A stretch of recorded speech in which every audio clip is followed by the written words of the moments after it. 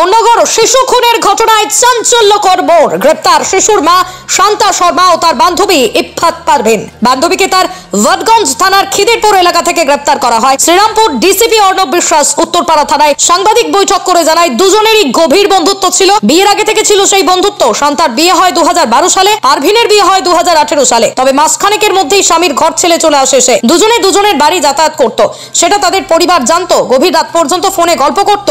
ঘটনার পরদিন পারভিন শান্তার বাড়ি আসে সমবেদনা জানাতে। গত 16 তারিখ শুক্রবার সন্ধ্যায় খুন করা হয় শ্রেয়াংশকে। তারপরের দিনই শিশুর মাকে দেখা যায় তাদের পোষ্য কুকুর শ্যাডোকে বিস্কুট খেতে দিতে। শ্যাডো যদিও সেই বিস্কুট খায়নি। ডিসিপি আরও জানান, ঘটনাস্থল থেকে যে সমস্ত তথ্য প্রমাণ মিলেছে তার ভিত্তিতেই ফরেনসিক তদন্তের রিপোর্ট ও ফিঙ্গারপ্রিন্ট রিপোর্ট, এলাকার সিসিটিভি ফুটেজ দেখেই অভিযুক্তদের জেরা করে নিশ্চিত হওয়া যায় খুনের পিছনে শিশুর মা ও তার বান্ধবী আছে। তার ভিত্তিতে গ্রেপ্তার করা হয় দুজনকে। কাল দুজনকে শ্রীরামপুর আদালতে পেশ করা হবে। রিমান্ডে নিয়ে তদন্তে এগোবে। শিশুর বাবা পঙ্কজ শর্মা বলেন, তার স্ত্রী এই ঘটনায় যুক্ত বিশ্বাস হচ্ছে না। তবে তিনি আগেই জানিয়েছিলেন পরিচিত কেউ খুন করেছে। শিশুর মেসোমশাই গৌতম অধিকারী বলেন, দুজনের সম্পর্ক ছিল জানতাম না। অভিযুক্তদের কঠিন শাস্তি চাই।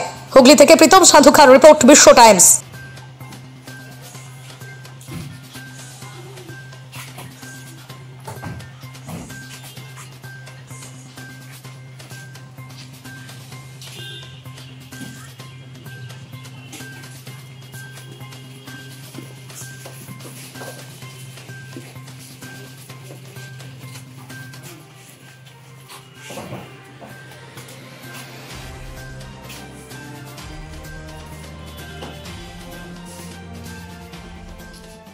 বান্ধবী আসতেন আপনাদের বাড়ি? হ্যাঁ, এটা বান্ধবী ছিল একটা, বাড়িতেই আসতো, আমাদের সঙ্গে কথা হতো। হ্যাঁ, কিন্তু এইভাবে কোনো বড় স্টেপ নিতে পারে না। এই কি মানে আগে বিয়ের আগে থেকে বন্ধুত্ব ছিল? বিয়ের আগে বলে কোনোদিন কোনো সন্দেহ হয়নি আপনার? এই ধরনের তো কোনো সন্দেহ হয়নি না। ও তো ছেলেটাকে ভালোবাসতো। আচ্ছা, বাড়িতে যাতায়াত ছিল? বাড়িতে এসে ছিল। আচ্ছা, আমাদের সঙ্গে কথা হতো, কিন্তু আমার সঙ্গে বেশি নর্মাল যেটা ফর্মালি কথা হয়, আমার ওয়াইফের সঙ্গে কথা হতো। এই যে ঘটনা, আপনার ছেলেকে হত্যা করা হলো, কিন্তু আপনার ওয়াইফ তো তারপর থেকে নর্মাল ছিলেন, কোনো রকম কোনো কিছু বুঝতে পারেননি আপনারা বাড়িতে? ওয়াইফ রান্নাকার্য অনেক করছি।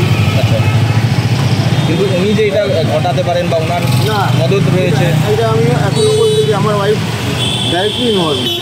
ইনডাইরেক্টলি হয়তো ওর সাইকো টাইপের মেন্টালিটি হতে পারে ওর বান্ধবী। আচ্ছা, কিন্তু আমার ওয়াইফ ডাইরেক্টলি এর মধ্যে ইনভলভ নেই, এটা আমি এখন পর্যন্ত মানি। কিন্তু মা নিজের ছেলেকে এরকম কোনোভাবে স্টেপ নিতে পারেন। আপনি যেটা বলছিলেন যে বাড়ির কেউ জড়িত, তাহলে সেটাই কি প্রমাণ হলো?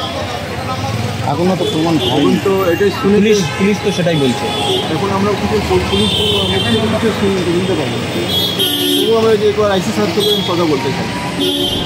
শুক্রবার সন্ধ্যেবেলা আমাদের কাছে একটা ইনফরমেশন আসে যে আদর্শনগরে কানাইপুর এলাকা যেটা, সেখানে একটি বাড়িতে একটি ছোট বাচ্চা ইনজিওর্ড অবস্থায় পড়ে রয়েছে। তারই বাড়িতে অন্য একটি ছোট বাচ্চা, তারই দিদি বয়সে ছোট, সে প্রথম নোটিশ করে তাকে। সাথে সাথে সে পাড়ার লোকজনকে জানায় এবং পাড়ার লোকজন ওকে নিয়ে পাশের একটি নার্সিংহোমে, সেখান থেকে কানাইপুরে ওখানে যে প্রাথমিক হেলথ সেন্টার, সেখান থেকে আলটিমেটলি পরপর এসে উত্তরপাড়া স্টেট জেনারেল হাসপাতালে নিয়ে আসে। সেইখানে তাকে পরবর্তীকালে ডেথ ডিক্লেয়ার করে। ইন দ্য মিন টাইম আমাদের কাছে যখন খবর পৌঁছে যায়, তখন আমাদের একটা টিম প্রথমে পিওতে চলে গেছিল। সেখানে গিয়ে খবর পাই যে বাচ্চা হাসপাতালের দিকে চলে গেছে, সেখানে চলে আসে। তো আমরা সেই প্রথম দিকে পিওটাকে সিকিউর করে রেখেছিলাম, যাতে একটা ছোট বাচ্চা ইনজিওর্ড হয়েছে। আপেক্ষিকভাবে শুরুতে সেই সময় যেটা আমরা ইনফরমেশন পাই, যে বাড়িতে সেই সময় শুধু বাচ্চাটিই ছিল, অন্য কেউ ছিল না। ছোট বাচ্চাটি এসে ওর যে দিদি, ওকে প্রথম দেখতে পায়।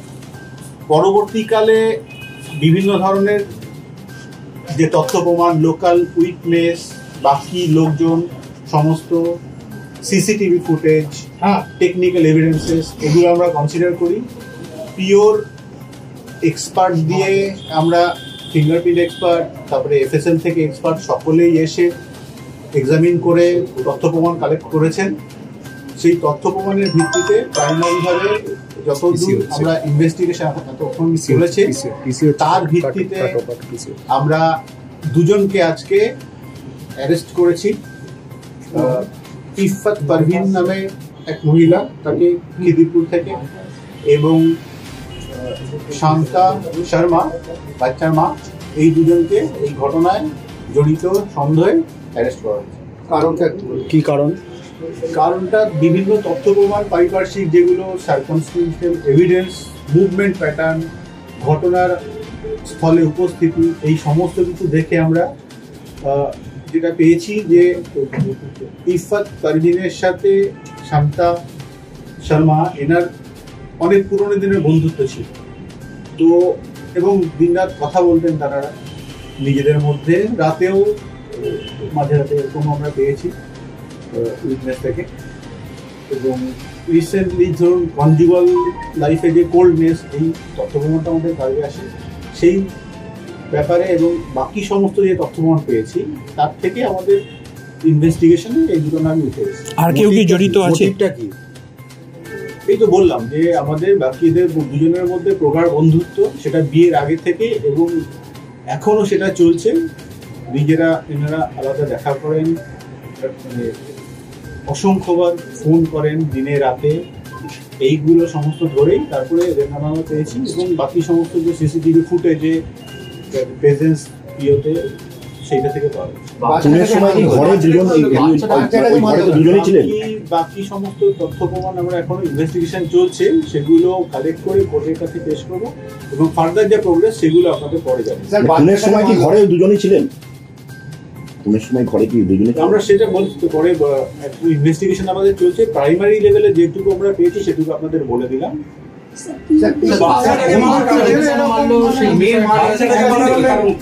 এখন অব্দি এটুকু পাওয়া গেছে যে দুজনের মধ্যে বন্ধুত্ব যেটা শুরু থেকে রয়েছে।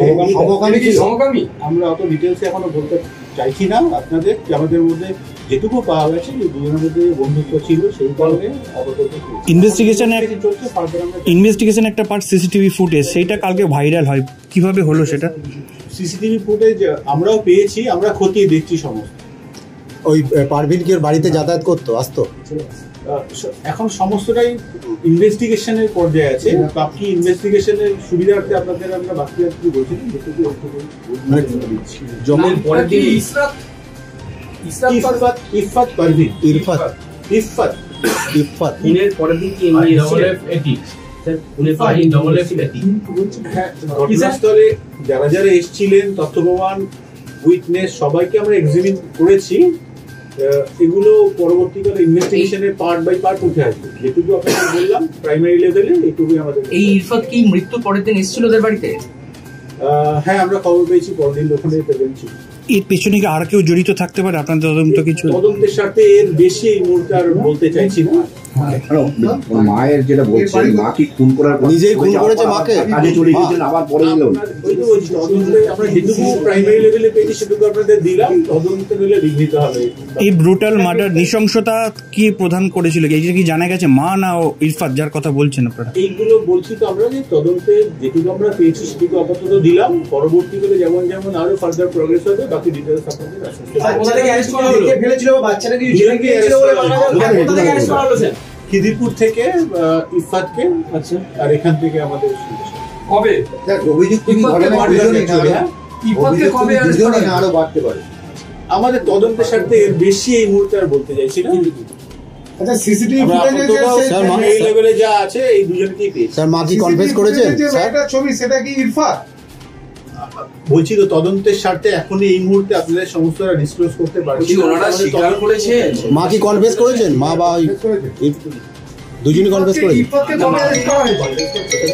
বলছি তদন্তের সাথে মা কি স্বীকার করেছে ব্যাপারটা? আজকে এটুকুই।